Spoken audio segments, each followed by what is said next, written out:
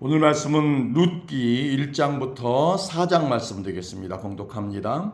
사사들이 이스라엘을 다스리던 시대에 가뭄이 든 일이 있었습니다. 그때 엘리멜렉이라는 사람이 아내와 두 아들을 데리고 유다 땅 베들레헴을 떠나 모압 지방으로 갔습니다. 그의 아내의 이름은 나옴이고 두 아들의 이름은 말론과 기륜이었습니다. 이들은 원래 유다 땅 베들레헴에서 가까운 에브라 지방 사람이었지만 모압으로 가서 살았습니다. 그 뒤에 나오미의 남편 엘리멜렉이 죽고 나오미와 그의 두 아들만 남게 되었습니다. 그의 두 아들은 모압 여자를 아내로 맞아들였는데 한 여자의 이름은 오르바이고 다른 여자의 이름은 룻이었습니다. 나오미와 그의 아들들은 모압에서 10년쯤 살았습니다. 그러다 말론과 기럨마저 죽어버리자 나오미는 남편과 두 아들을 잃고 홀로 남게 되었습니다. 그러던 어느 날 나오미는 여호와께서 자기 백성을 돌보아 유다에 풍년이 들게 하셨다는 소식을 들었습니다.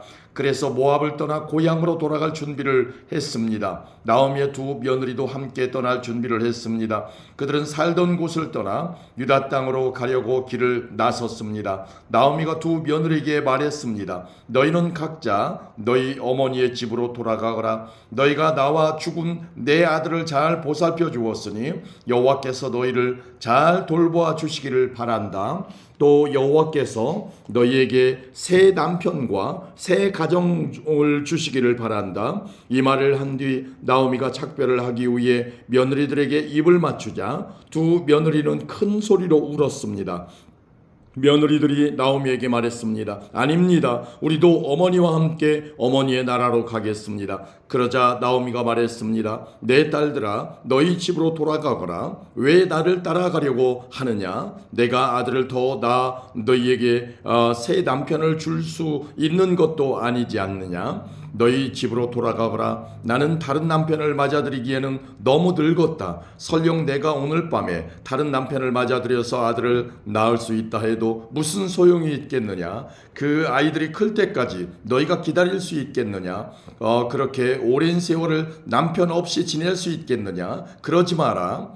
여호와께서 나를 치셨기 때문에 내 마음이 너희로 인해 너무 아프구나. 그들은 다시 한번 큰 소리로 울었습니다. 그리고 오르바는 나오미에게 입을 맞추어 작별 인사를 했습니다. 그러나 룻은 시어머니에게 매달렸습니다. 나오미가 말했습니다. 보아라, 네 동서는 자기 백성과 자기 신들에게로 돌아갔다. 너도 네 동서의 뒤를 따라가거라. 그러자 룻이 말했습니다. 저더러 어머니를 떠나라고 하거나 어머니 뒤를 따르지 말라고 하지 마십시오. 저는 어머니가 사시는 곳에 따라가고 어머니가 사시는 곳에서 살겠습니다. 어머니의 백성이 제 백성이고 어머니의 하나님이 제 하나님이십니다. 어머니가 돌아가시는 곳에서 저도 죽어 거기에 묻히겠습니다. 만약 제가 이 맹세를 지키지 않는다면 여호와께서 제게 무서운 벌을 내리셔도 좋습니다. 오직 죽음만이 우리를 갈라놓을 수 있을 것입니다.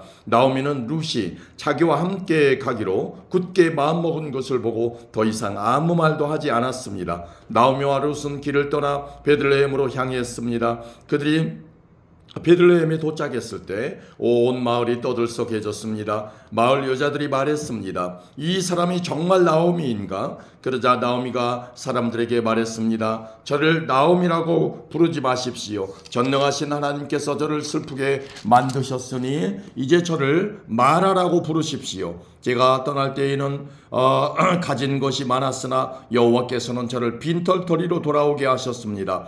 여호와께서 저를 괴롭게 만드셨고 전능하신 하나님께서 제게 큰 고통을 주셨습니다. 그런데 어떻게 저를 나오미라고 부르십니까? 나오미와 그의 며느리인 모압 여자 룻은 이렇게 모압에서 돌아왔습니다. 그들이 베들레헴에 왔을 때는 보리 수확을 시작할 무렵이었습니다. 아멘. 2장입니다. 베들레헴에 보아스라는 유력한 사람이 살고 있었습니다. 보아스는 엘리멜렉 가문의 사람으로 나오미의 가까운 친척이었습니다. 어느 날 모압 여자 룻이 나오미에게 말했습니다. 밭에 나가게 해주십시오. 혹시 친절한 사람을 만나게 되면 그 사람이 밭에 떨어뜨린 이삭을 주워오겠습니다. 나오미가 말했습니다. 그래, 가보아라. 그래서 룻은 밭으로 나갔습니다. 그녀는 곡식을 거두는 일꾼들을 따라다니며 그들이 남긴 이삭을 주었습니다. 마침 그 밭은 엘리멜렉 가문의 사람인 보아스의 밭이었습니다. 보아스가 베들레헴에 와서 일꾼들에게 인사하고 있었습니다. 여호와께서 그대들과 함께 계시기를 비네. 일꾼들도 인사했습니다. 여호와께서 주인님께 복 주시기를 빕니다. 보아스가 일꾼들을 감독하는 자기 종에게 물었습니다. 저 여자는 어느 집 여자인가?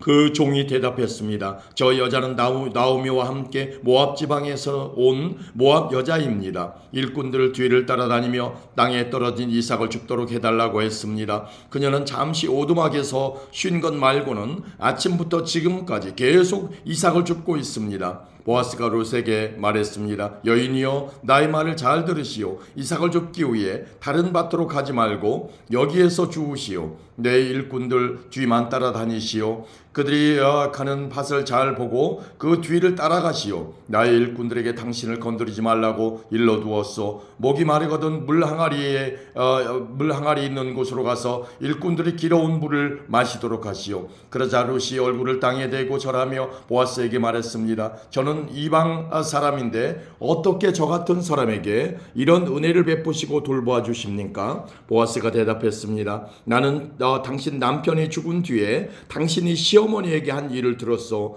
또 당신이 당신 부모와 당신 나라를 떠나 아는 사람 하나 없는 이 나라로 온 것도 다 알고 있어. 여호와께서 당신이 한 일을 갚아주실 것이요, 작은 새가 자기 어미 날개 아래로 피하듯이 당신이 여호와께 왔으니 이스라엘의 주 하나님께서 당신에게 넉넉히 갚아주실 것이요. 그러자 룻이 말했습니다. 나의 주여, 당신께 은총을 입기 바랍니다.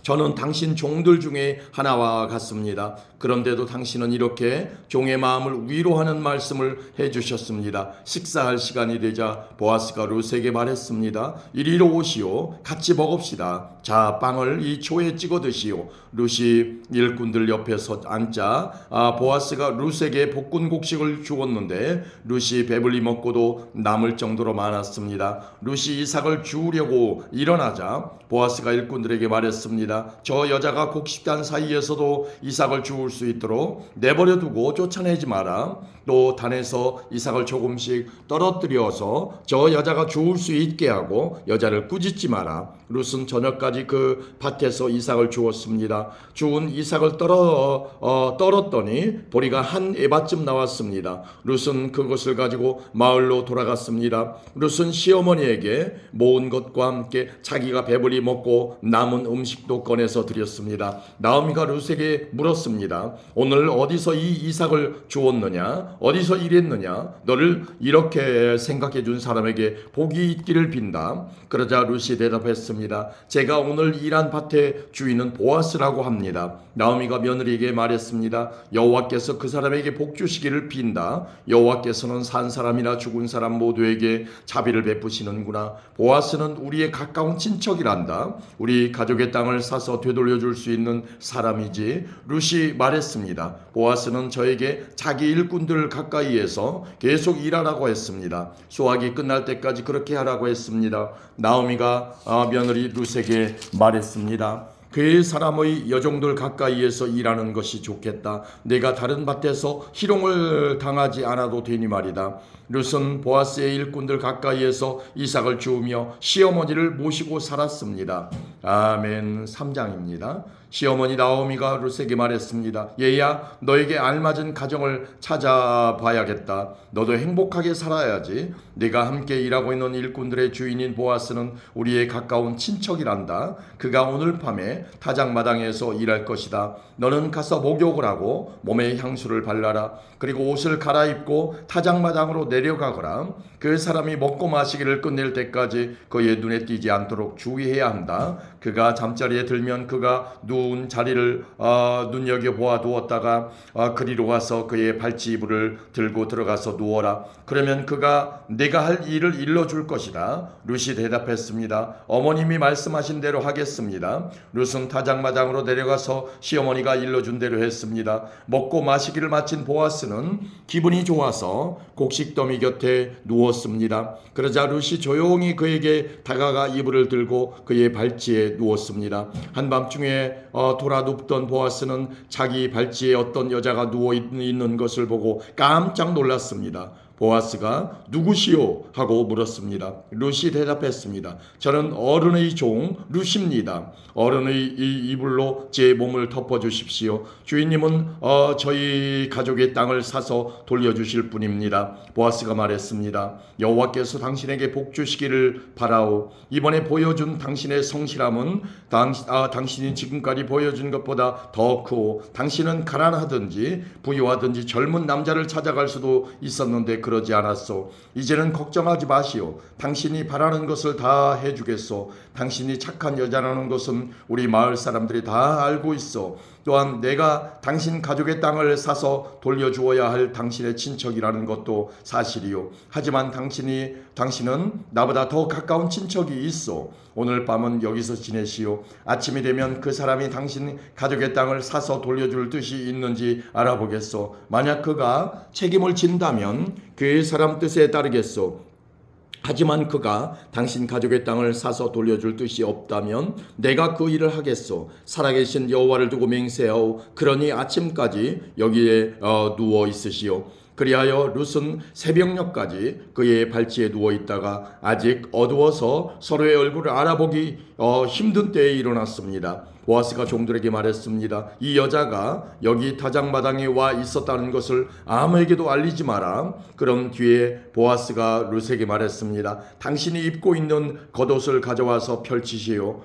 룻이 겉옷을 펼치자 보아스가 거기에 보리 6대를 담아서 룻에게 주었습니다. 룻은 성으로 들어갔습니다. 룻이 돌아오자 시어머니가 물었습니다. 얘야 어떻게 되었느냐? 룻은 보아스가 한 일을 모두 시어머니에게 자세히 말했습니다.